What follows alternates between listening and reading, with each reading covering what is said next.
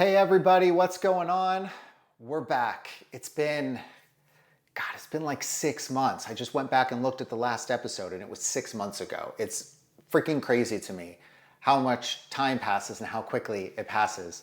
And it's the longest I've ever gone without recording. And I'm back. Podcast is going to pick up just like it used to be. I just wanted to give you kind of a rundown on what's been going on, what's happening, and we'll go from there. The biggest thing here is that we've been growing, and in growth, you have to make sure that your quality grows in the same path, or that your quality sustains as you grow, right? It's super, super important to me. I know what we do helps people.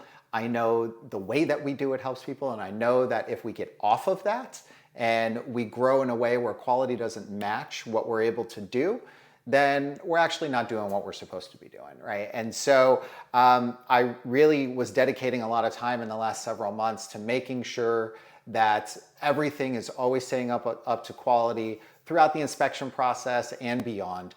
And I'm really, really happy with with my team across the board, from our field inspectors to our consultants and everyone in between along that process. And we're just doing great, in my opinion, in terms of the quality of work that we're doing, the help that we're providing to people. And, long time ago, I was talking with somebody, this is a long time ago, I was talking with somebody before We Inspect even existed.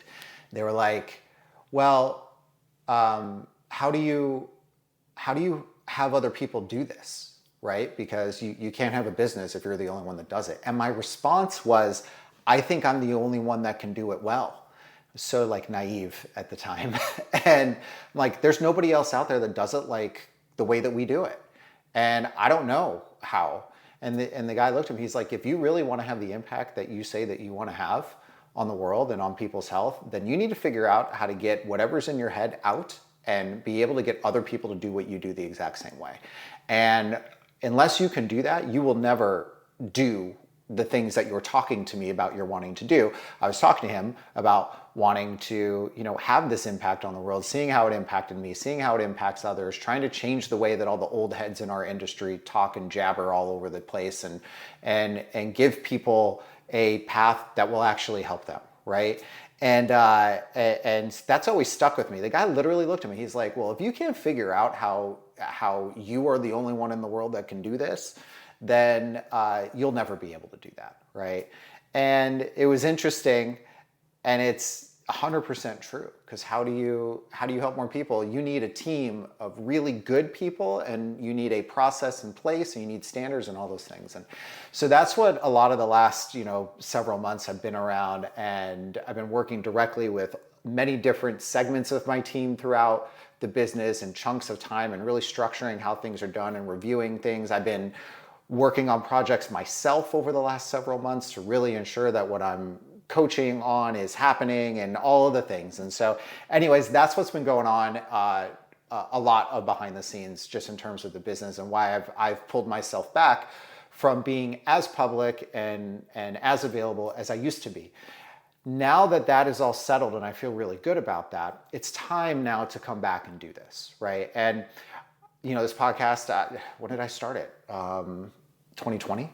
This is 5 years in now, and this has always been something I've really enjoyed doing. And the thing that I've actually really liked about this, and some of the other ways that I've been making myself more, that I always kind of try to make myself available, was that I always did think it shouldn't matter where you live. It shouldn't matter how much money you have. You should be able to get the information that's actually helpful to you.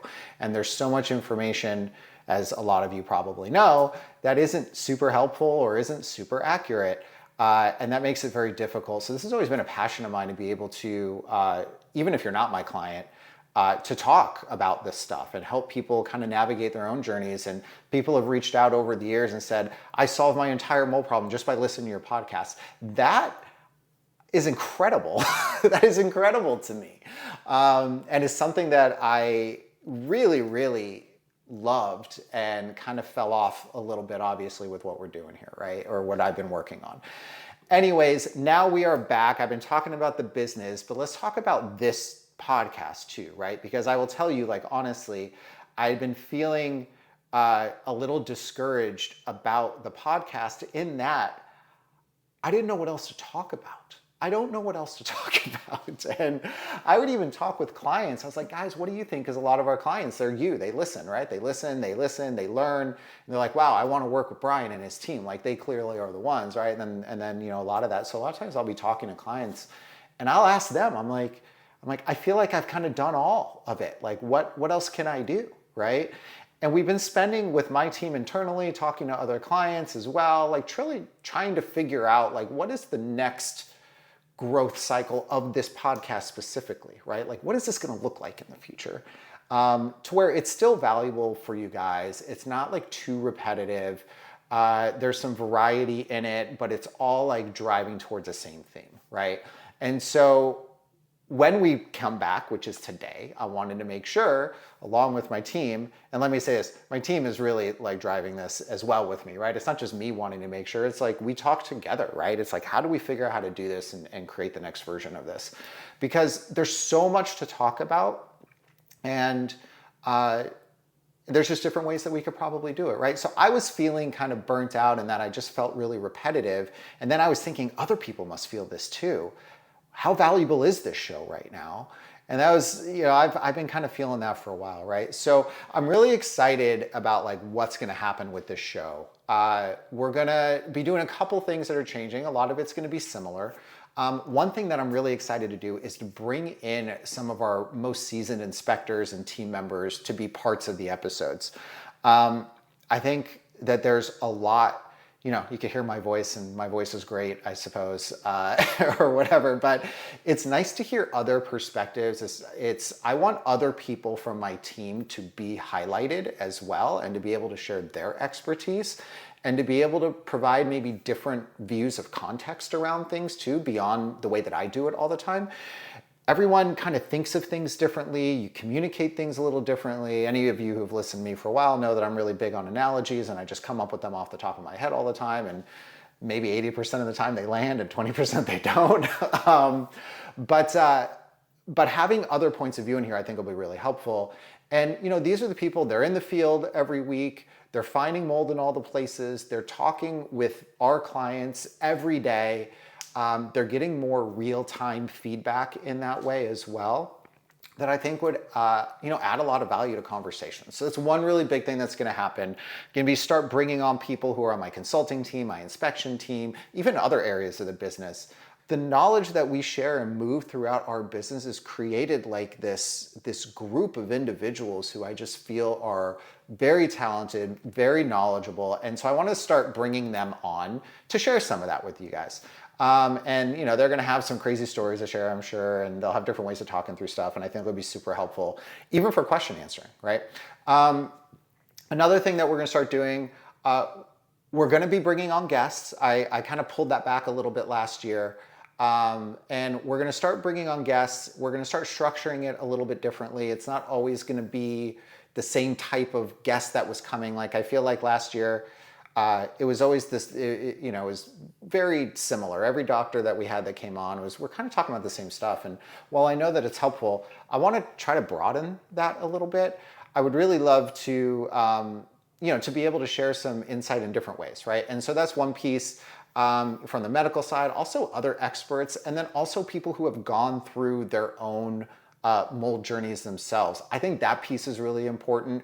If you are a client, side note, that has worked with us and you want to talk about it, I'd be more than happy to have you on here to talk about it, because I think that's really helpful. It's one thing to hear stuff from me. It's even one thing to hear stuff, from our team.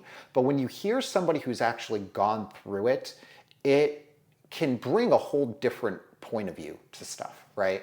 And so, my hope here is that you get some fresh perspectives. You'll get expert advice in different areas, maybe even some serious like aha moments from somebody who's going through the same thing, right? So that's some of the stuff that we're driving for in the pod that's going to be a little new. So I'm excited about that. You'll start hearing some new voices. You'll start maybe seeing some different formats of shows a little bit, and we'll start kind of playing with it, and would love your guys' feedback on all of this stuff too. So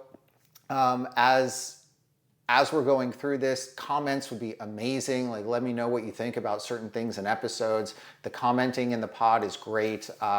And then obviously, if you like it, you could rate it. That would be cool too. So what I'm going to do today for outside of this update is I'm just going to do a couple questions here, just kind of get ourselves back into it. And we'll go from there, right? So these came in through our email community. And here's the first one. I'm just going to kind of read it here. It says, I'm very sick with mold illness as well as Lyme disease. We've had 4 inspections that came up close to negative. Then we had a dog who was trained to smell mold and she picked it up in several places. What do you think?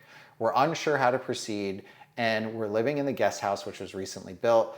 The house was built in the 1920s of old wood, no visible mold. Thanks for your thoughts. There's a couple things to unpack in this, so this is like a really cool one. Here's the first thing.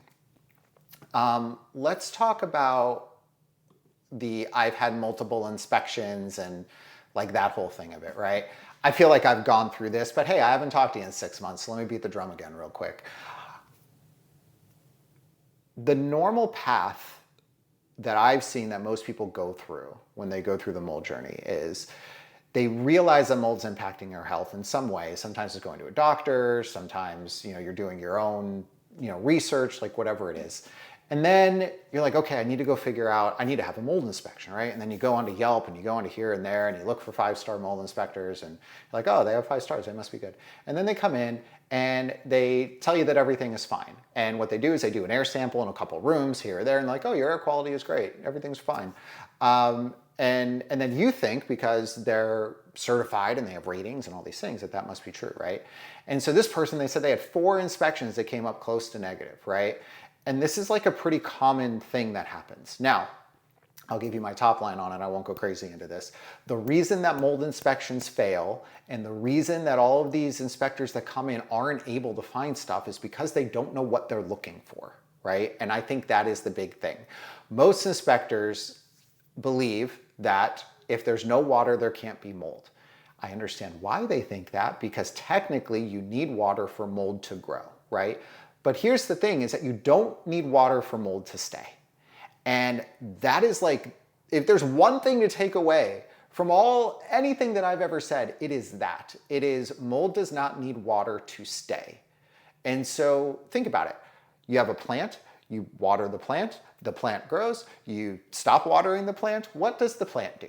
The plant doesn't like pick itself up out of its pot and grab its little suitcase and start looking for more water somewhere and leave. The plant doesn't do that, right? What does the plant do? It dries out, it starts to fold over, it starts to get dry, it starts to break apart. All of a sudden you come and look on your counter and there's like petals of the flower or leaves that have fallen off the plant because it's dried out, it can't sustain itself anymore. It is still there, right? So now imagine that petal fell off the flower, the leaf came off, and then you come and just blow the counter. All of that stuff now blows off the counter. That is exactly what happens with mold in our houses. A lot of times people will go in and you'll have a previous leak somewhere or something like that, or a drip, or maybe your garbage disposal dripped, or maybe your kids were splashing out of the shower and the baseboards are warped or whatever, but it's not wet right now, right? And so what does that mean? It means you have a higher likelihood for the visual I just described where the petals and the leaves have fallen off. And then when you get a change in air pressure in a house, which happens all the time, right? If you've ever opened up a door and you like heard a door shut somewhere else on the other side of the house, that is air forcefully moving back and forth through your house, right? And so all of the petals and leaves that I just kind of described falling on the counter when you stop watering your plant, right? And then I say, come over and imagine you just blowing really hard on the counter. What happens to all that stuff? It all blows all over the place, right? And that's the equivalent of what happens when your airflow in your house moves. So your airflow goes through a place where mold grew, but now it's dry, air hits it, and it blows it all over the place, and it gets into our space, right? But nothing's wet, and the air samples are fine, so that means everything is good, and that is the big, big problem, right? And so that part of it doesn't surprise me. We had multiple inspections. They all said there was no problem. Now, this part of it is interesting, and I do want to talk about this, because I've been seeing more people do the mold dog thing, and so I just want to talk about it real quick. They had a dog come in, trained to see mold. They found it in several places. Okay. I've had people ask me if they feel like this is something that works, that doesn't work, or whatever. I feel like it can work, but it doesn't fully work, one. And two, I have a really hard time supporting putting a living thing like a dog around your house, sniffing all the dust and everything and all the walls where we know all the mold is going to harbor and collect, and basically exposing the dog to all of this stuff in an effort to try to help you figure out where problems are. There's a way to do this where we don't have to hurt dogs. And you can say you're not hurting them or not hurting them all you want, the people that have them, but here's the reality. Dogs are living things. We know that mold impacts living things. We know that if you breathe in mycotoxins, that they are cellular disruptors. We know that heavy loads of mold at their core minimum are immune disruptors, just at their very minimum. They're all allergies. At the very minimum of mold, every mold is an allergen. So you're going to be triggering some sort of immune response. And I just don't love like constantly putting an animal through all of that, because everything settles down on the surfaces. It settles down on the ground. They're getting closest to where the collection of it is while they're sniffing all over the place. I don't love it. I don't love it from that perspective, but let's put that side of it over here on the side and just talk about like how it works. So what I have seen, because I've seen a lot of people use mold dogs, I have seen them identify things well, and I've also seen them miss things. And so if you think of what dogs are doing, they're using smell, okay? Now, when mold is growing, it creates an MVOC, which is, it's called a microbial volatile organic compound, and that creates an odor.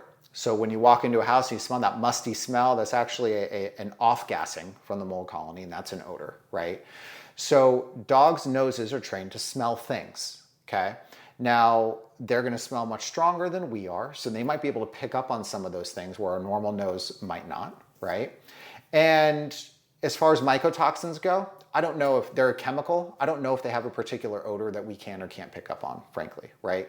But the thing is, when we're doing our inspections and our investigating, it's not around, is there a mycotoxin here?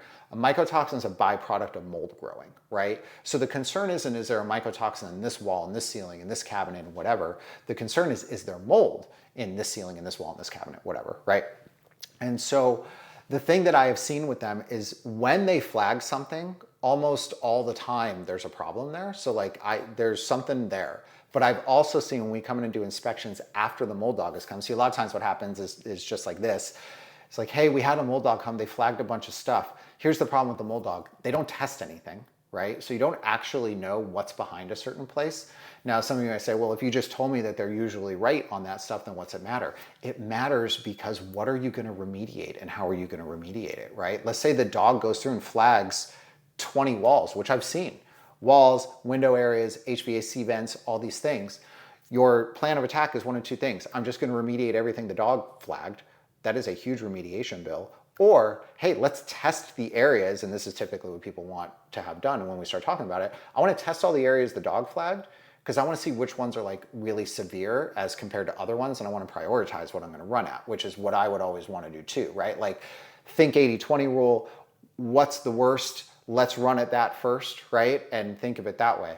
So I have seen that the majority of the time when dogs flag something, there is something there. It's just a matter of like, how bad is it or not? But here's the other thing. When we go in and do the inspections on the backside of the dogs, we also find a bunch of stuff the dogs don't find, because there's stuff that are dry that have no odor effectively, is my assumption here, because the dog's not flagging it for it to trigger. And so we're still identifying, because we're using visual clues of water damage, right? Which we all know, as we've listened to this over the years. Water is the precursor to mold growth.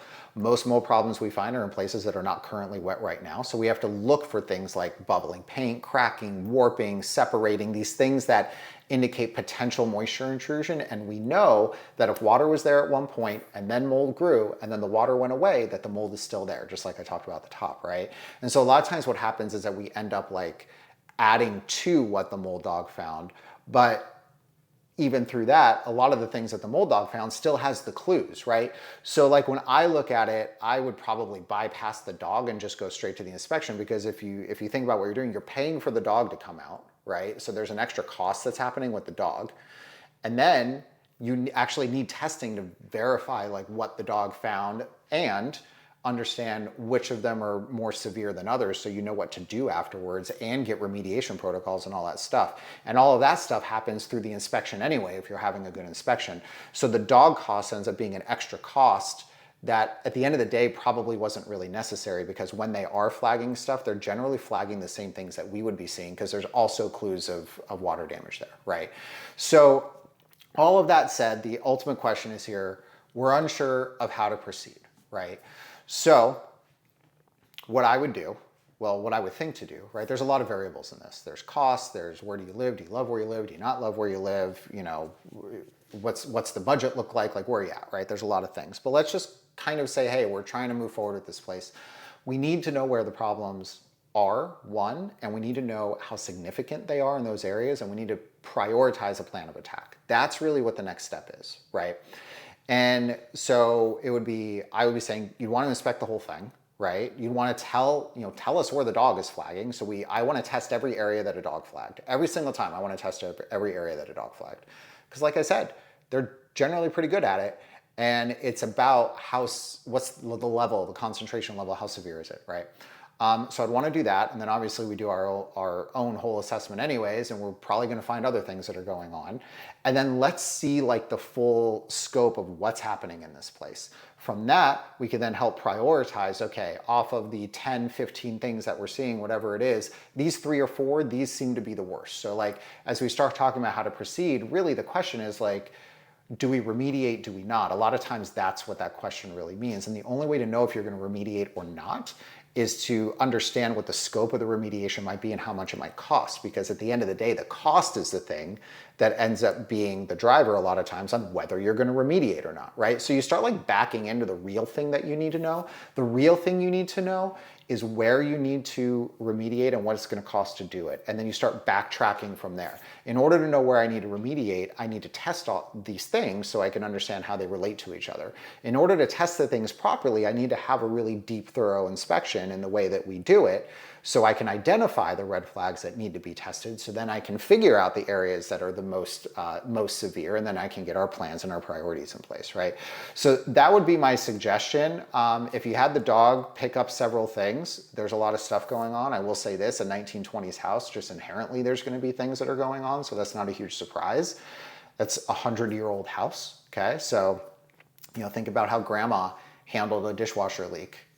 She probably just wiped it up with a towel and left it alone. Grandma's 80 now, right? So when she was 30 in this house 50 years ago and she had a dishwasher leak, nobody knew any of this stuff, right? So all that stuff it all comes along, right? And so, the older the house, the more potential for those things that happen. And that's why we go through a really deep kind of onboarding process and understanding the house and you and how long you've been there and things that you know about it in addition. So that would be kind of my suggestion of the steps, knowing what you know now. But with mold illness and Lyme, it's super, super important that we're understanding the full scope of everything and knowing how to attack it in a very smart, strategic way to reduce the exposure as much as possible, while also helping to manage the costs and do it in the most cost-efficient way. And this is the path that we have to do that. So hopefully that's helpful. And if any of you else are listening and you're kind of in that scenario, hopefully that helps for you too. The other question is more specific to windows. So we see a lot of window issues. And so I thought this is a good one to talk about. So let me, I'll just read this. Hello, Brian. Is there any information out there about if aluminum windows are worse than wood or fiberglass for mold? We live in a cold winter area and the window frames sweat even though we don't keep the house super hot. It doesn't seem like the one fiberglass and one wood window sweat as much. We do have evidence of water or mold around the aluminum windows. So metal types of materials, they're gonna condense easier than like fiberglass windows will, or vinyl windows will. Window issues are so big when we go into places. We look around all windows, every room. It's a big piece. If you think of it, every room in your house has effectively a window in it for the most part. And in order to put a window in, you have to cut a hole in your house in order to put a window in. So a house that was once solid, you now cut a hole in the house and you put a window in it, right? So now you have to seal up around all the window to make sure water doesn't come in, right? Now, windows, there's two ways that they could get impacted. One is there's a leak from the window, which is what I just described. The other is what this person wrote in about, which was about condensation. Condensation is such an overlooked water source, especially around windows. And there's so many times that we test the windows and they're massive high mole counts, like hundreds of thousands of spore counts on window areas, right? And the reason is that the condensation now becomes your water source. So a lot of times we kind of devalue that because we're like, oh, we know where the water's coming from. It's not a leak. It's just sweating. It's just condensation, whatever it might be. Water is water. Your house doesn't know the difference between where the water came from, right? Condensation is no different than a leak coming in. It's no different from rain. It is water. It's moisture. And so when we're thinking about that, it's really important that we're understanding the things that contribute to that and trying to make the best decisions like preventatively, right? So generally, here's what I would tell you. I do not want wood windows at all, right? Now here's the reason why. Is because if there is condensation on the glass, well, let me back up. Condensation. All right. So anyone who's taken a cold glass of water, whatever, taking it outside, there's ice in your glass, you take it outside, all of a sudden water starts beating up on the outside of your glass, right? That's condensation. So here's like the top end layman's explanation of condensation. The air holds moisture, right? Air has water in it. We just can't see it all the time, right? That's what humidity is, right? So there's water in the air. Now, for those of you, especially that live in colder areas that get cold, but it happens everywhere in the country, in the winter, there's way less moisture in the air, right? This is why our lips start to crack and our noses start to bleed for no reason and all this stuff. It's because the humidity goes down. There's less moisture in the air. Why? The colder it is, the less capacity the air has to hold water, meaning it could hold less water. So think of it this way. If you have a cup and it's in the summer, you have a 32-ounce cup in the summer. But in the winter, that 32-ounce cup turns into an 8-ounce cup. And so imagine now that the winter changes, you had filled the water up to 32 ounces in the summer, and then you just like put it into an 8-ounce cup, all that water is going to come out, right? And that's kind of the idea of how condensation works. It's all built around kind of the relationship between moisture in the air and temperature, and that those are the two values that move on that, right? So if you live in a place that generally has higher humidity, you live in the south, you live near water or whatever, there's going to be more moisture generally in the air, which means when the temperature goes down, you're going to have a higher likelihood that condensation is going to start occurring, right? I live in California. I don't really have condensation issues in my house because we don't have high humidity generally, right? And so that means when it gets colder, I don't see condensation on my windows because there's not as much moisture in the air that doesn't have a place to go. But if you're somewhere where there's more moisture in the air and the temperature goes down, then all of a sudden the water has nowhere to go, and so it almost forms, right? It goes out of the air and then it sits on the surface where the temperature change happened. So now the air doesn't have it anymore, and it kind of took it out of the air and it laid it down on the surface. That is the temperature difference. And a lot of times that's glass or metal or something like that, right? And so when I'm talking about like types of windows, wood, I really, really don't like. And the reason I don't like wood windows is because if condensation occurs on the glass, water gets into the wood, there's no cleaning the wood at that point, right? If mold starts growing in the wood, it's done. You got to replace the windows. A lot of older windows were wood windows. You go to older houses, it's all wood windows, right? You go to newer houses, there really isn't wood windows in newer houses as frequently. This is a big thing, right? So like we're going through a house and we see there's water damage or there's mold like in the wood around the windows. Surface cleaning doesn't work there, right? It gets in the wood, it gets under, it moves, it's more porous. And because of that, the water gets through it. And at that point, it's, replacing them typically. So I'm not a big fan of wood. Now, fiberglass vinyl windows, I think those would probably be my favorite windows. They're not like metal to the point, like they won't condense as fast as metal does. But when you look to clean, you could potentially clean these types of windows, assuming that the damage and the mold is kind of within the window itself and it hasn't gotten out to the windowsill or kind of the sides, which is called the jamb. If you think of like your window, they cut out a hole for your window to go into, and then there's a little bit of wall that kind of comes out from the window. the same way that there's windowsill on the bottom, there's kind of a wall on the sides that come out. So like if moisture starts getting out around there, now you're beyond the window. Now you're in the building materials, which is, a different story. But if it's kind of retained in the window and the lab results aren't crazy on the testing and it's not just all over the place, then it's potentially an option to clean those types of windows, right? So for that reason, I really like more like the vinyl fiberglass stuff as opposed to wood. And then I don't really love metal as much. Metal isn't really used as much anymore either. So typically when you have metal windows and even wood windows, you're gonna have higher condensation that occurs with those. And this is the other piece that you could think of when you're looking at windows. There's something that's called a condensation factor. It's called CF when it comes to windows.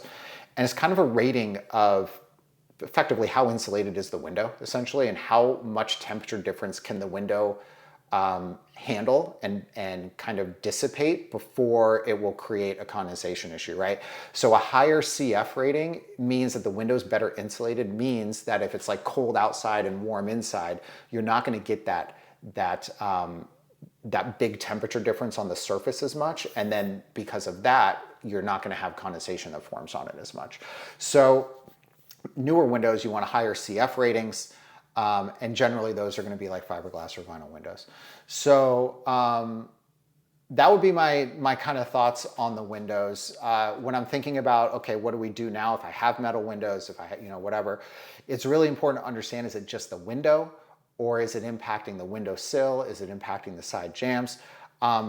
One thing to think about too is if you have that, and especially if it's impacting the windowsill, if you see staining or cracking or bubbling paint or anything on the sill, like beyond the frame of the window, underneath that sill is a couple 2x4s, and then you have an open cavity that goes down below your window. So you start getting mold that gets down into there, it gets into the wood, and then it starts creating mold under there, right? So these windows can actually cause bigger problems for the walls that are underneath in different areas like that. So hopefully that's helpful. The question wasn't really, what do I do about it? It was just more like information. So I hope I gave you some information, some background, maybe some what to do about it. With me, testing windows is really important. It's so important. It's one of the biggest areas in a house where we find problems. And so it's really important for us to understand that. So I'm going to wrap it up for today. I've been busy, but I'm back and I'm excited. And the show's going to be better than ever. If you have questions, you could get into my email community. You can send them in. Link for that is in the show notes for you to get there. If you're excited about the changes, let me know. Comment in here if you can, and let me know. And if you haven't subscribed yet, please do that already. I know it's been a minute, but I promise you're going to want to see stuff if you're interested in hearing about it. So that's what I got for you guys. Thank you so much. See you next time. We're back.